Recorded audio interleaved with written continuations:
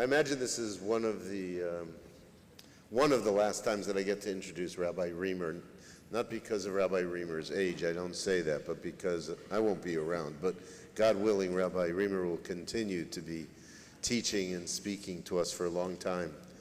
There's a film by the Coen brothers. It's called A Serious Man. And Serious Man begins with the presentation of like a Hasidic-like myth. And before the myth starts in the film, there's a quote or misquote of Rashi that says everything should be seen in its simplest way. Really what Rashi was saying is that we have to know the pshat, the simple plain meaning of a text. But the quote in the Coen brothers is essentially saying that you can't get too complicated in your understanding of things, that there's a way of looking at things that makes it very relatable. I have followed Rabbi Riemer's readings for 42 years. When I started as a rabbi, every 5 times a year we would get a pamphlet. It would be mailed to us. There was no internet in those days. And it would contain the sermons of the great homileticians of the conservative movement. And when I'd open the package, I would immediately go to Rabbi Riemer's sermons because they were filled with such insight. Sometimes it was rather simple, and you would like scratch your head and say, I wonder why I didn't think about that. But it was always essentially so very human. Not only in its understanding of the text, but its connections to our stories. Rabbi Riemer is not only a scholar, but he is a great, great storyteller. But one other thing that I want to say, I could speak about Rabbi Riemer for a long time. You want me to? Jack, should I go on? The other thing that I want to say is he is a model for aging. That is, as he has aged, his mind has remained young. His capacity to recall teachings and stories and people's lives is simply incredible. And I know that he reads everything he can get a hold of, and he happily shares his knowledge with everyone.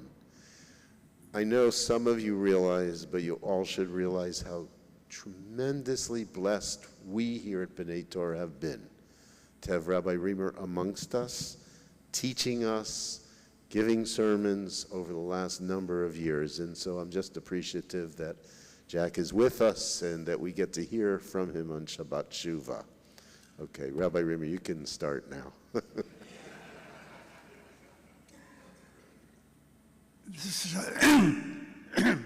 This is Shabbat Shuva. Shabbat Shuva, you're supposed to talk tachlis.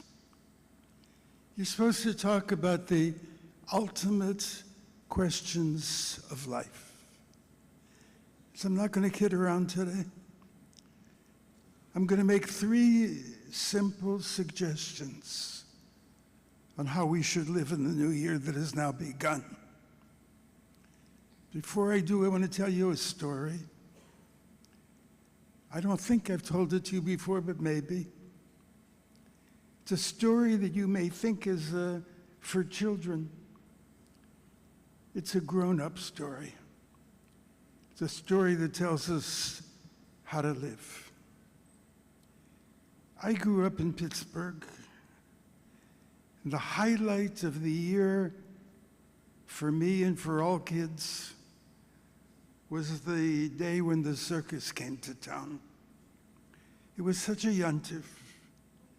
They arrived with a parade right down the main street with clowns, monkeys, trained trapeze artists, magicians, a marching band. And we kids would stand on the corners on the streets and cheer them on. And then they reached Kennywood Park and they put up their tents. And when all the tents were up, they announced the greatest show on earth has now arrived. And my parents would give me and my 2 older brothers, would give us each 2 streetcar tokens. And we would get on the 68th streetcar, and we would go to Kennywood Park. And when we got there, we bought a bunch of tickets, and we went into the field where the circus was. And we were simply dazzled by what we saw. There must have been 10 or 15 different tents.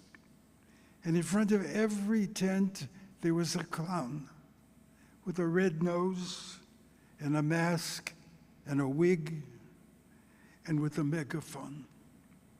And the clown would call out, "Come into this tent, come into this tent. This is the best show in the whole circus." And we believed him. And so we would give him a ticket, and we would go into the tent that he was advertising for. And we would be thrilled by what we saw. In one tent, I remember we saw a magician who put a girl into a box, draw down the curtain, cut the box in half, and then the girl walked out. And we said, how did he do that? And there was another tent where a magician would pull a coin out of your ear and hold it up for everybody to see. And we were amazed. How did he do that? We had no idea. Each of these acts was exciting. But then we came to the biggest tent of all, the one that was located in the middle of the field. In front of this tent, there was not one clown. There were 5 clowns in front of this tent.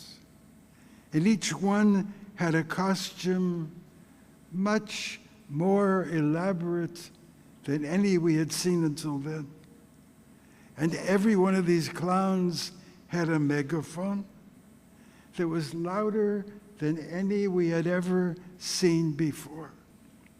And they all called out together in one voice, "Come inside this tent, come inside this tent, for this is the greatest show on earth."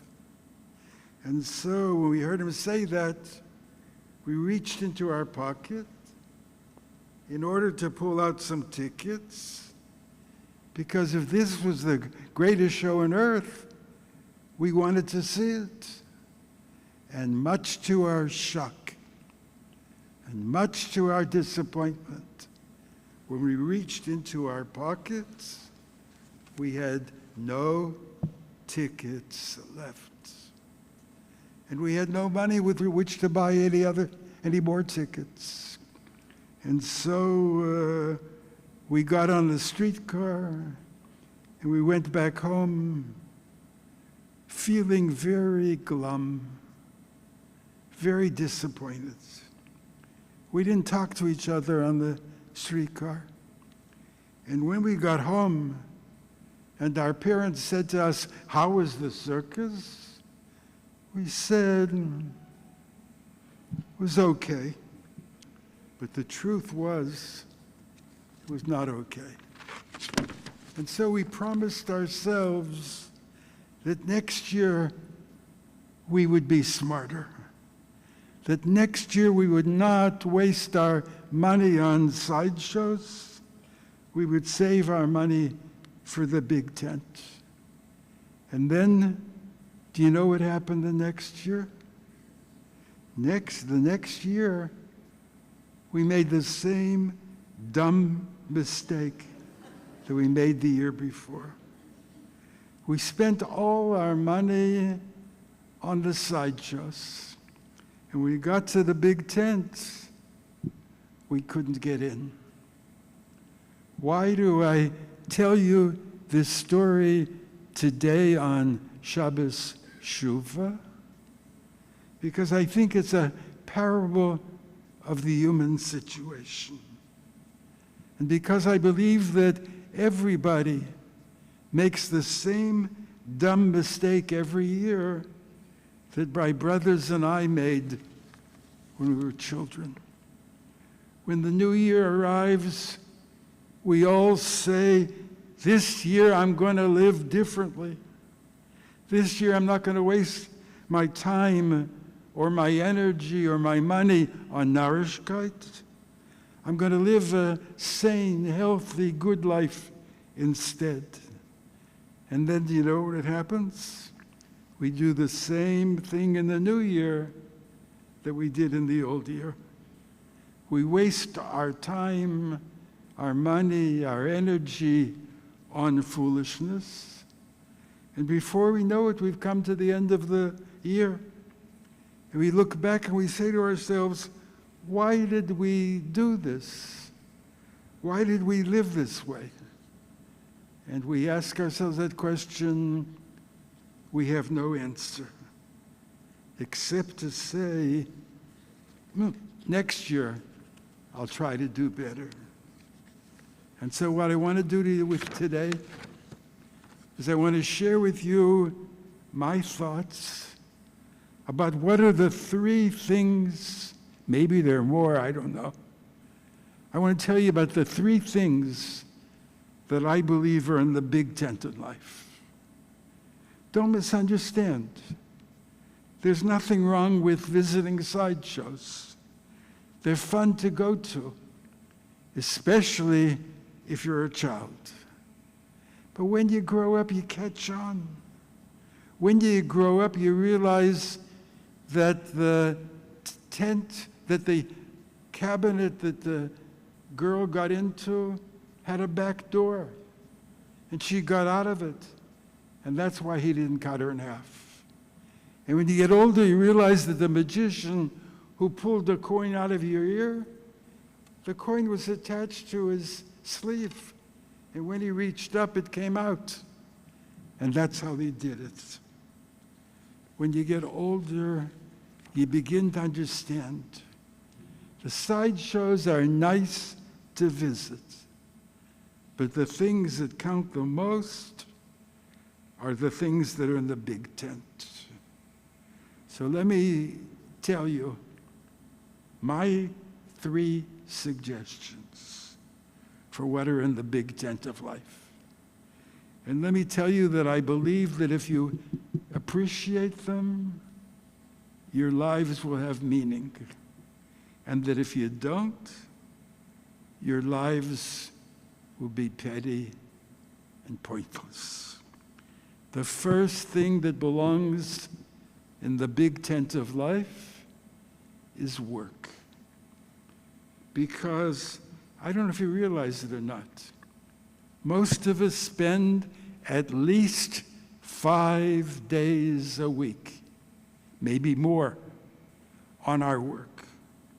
And most of us spend at least 8 hours a day, some are more, on our work. And most of us spend around 40 years, sometimes more, on our work. And if we look upon our job as just a chore and a bore, if we look upon our jobs as just something we have to do and get over with so we'll have money for retirement, we will have wasted 1/3 of our life. 8 hours a day out of 24. If you only work so that you can retire, that's not a way to live. If you're a salesman and you help somebody buy a tool, and you know that that tool is going to work for them and give them pleasure and serve them for years and years and years to come, then you feel proud and you say, I've done something today. If you're a lawyer and you feel that you've made sure that somebody got a fair trial, that makes you feel I accomplished something today. I didn't just get a fee. If you're a craftsman and you make something that's beautiful, doesn't matter if you get paid or not. You have a feeling, I did something with my life today, even if you don't get paid for it. And so the first question that I think you and I ought to think about, at least once a year, if no other time than between today and Yom Kippur, is what am I working for? And who am I working for? I ask you to ask yourself that question and to take it seriously, because this is a big tent question. And if you avoid this question, or if you just rattle off the same answer to this question that you gave last year, you're not ready to begin a new year. Let me tell you about two people who taught me this lesson. One was Carl Palacci, and the other was Oscar Hernandez. They were both janitors at two of the congregations that I worked for, one on the West Coast, one on the East Coast, one in California, one in Massachusetts. I'm sure that neither one of them ever took a course in janitorology. Never. But they knew what it means to do meaningful work. They paid attention to the kids. They played with the kids. They loved the kids. And so the kids loved them. And when the kids came back after they graduated from our congregational school, they didn't come back to see the rabbi. They didn't come back to see the chazan. They came back to see Carl or to see Oscar. Because these were two people who understood that if you're going to do a job, do it well. And if you do, it's sacred work. So I ask you, between now and Yom Kippur, think a minute. Those of you who are still working and not retired, what am I doing with my work? Who am I working for? The second question that we need to ask ourselves, and this goes for those of you who are retired and not just for those of you who are working. Ask yourself, is there love in my house or not? And if is there still the love in our house? Do I still have the same love for my spouse that I had when we got married? And if not, where did it go? And how do I get it back? You have to ask yourself that question, because if you live without love in your old age, you'll feel lonely and your life will feel empty. I don't care, Social Security may send you a check every month. They don't send you love. And so that's what you got to do.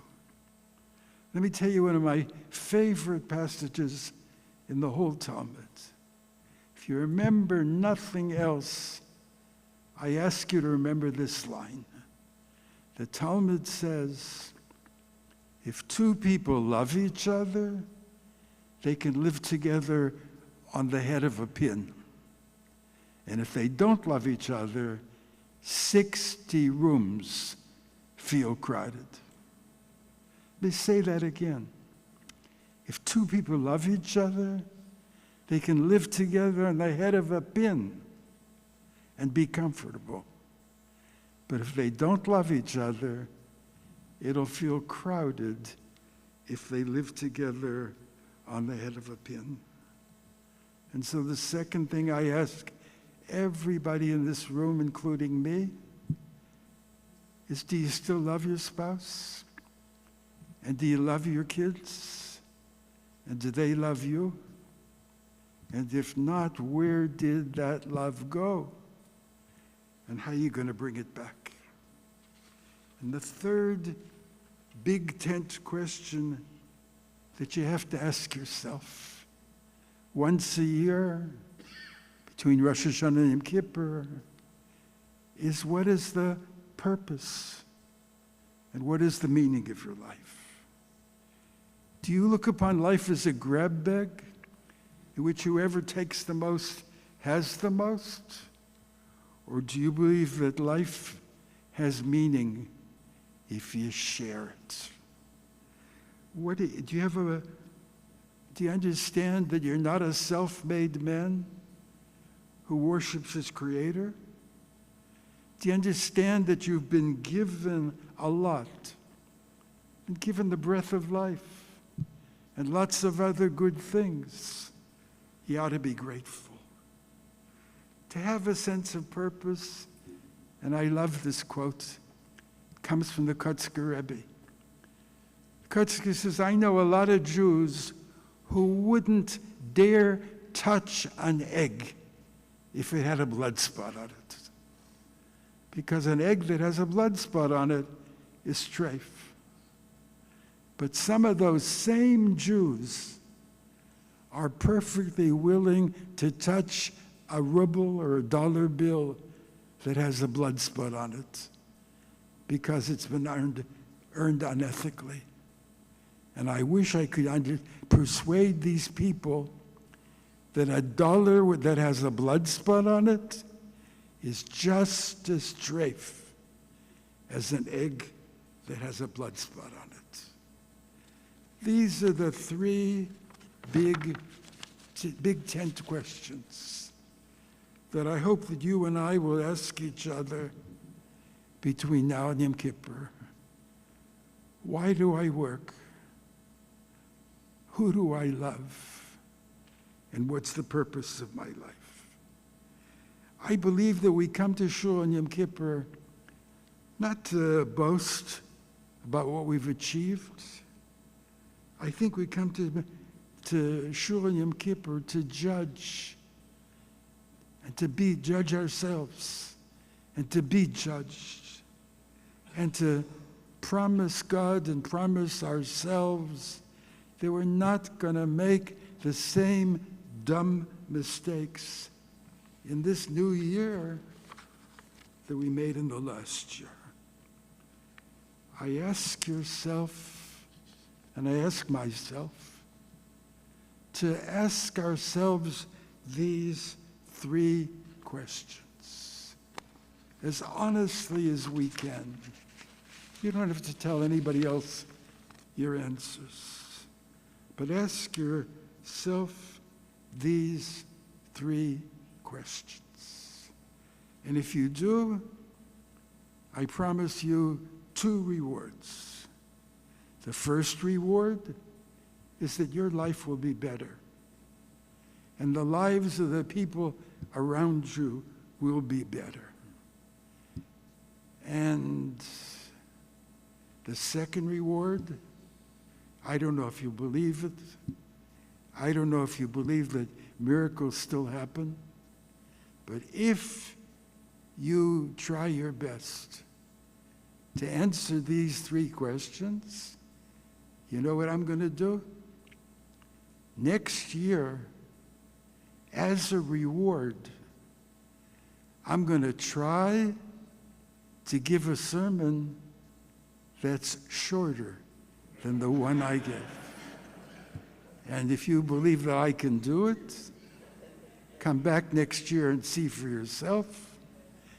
And when you hear this promise, which I have made in the presence of witnesses. If Rabbi Steinhardt invites me next year, if I have the strength to accept his invitation, I'm going to try my best to give a shorter sermon. And if you believe that, say halavai.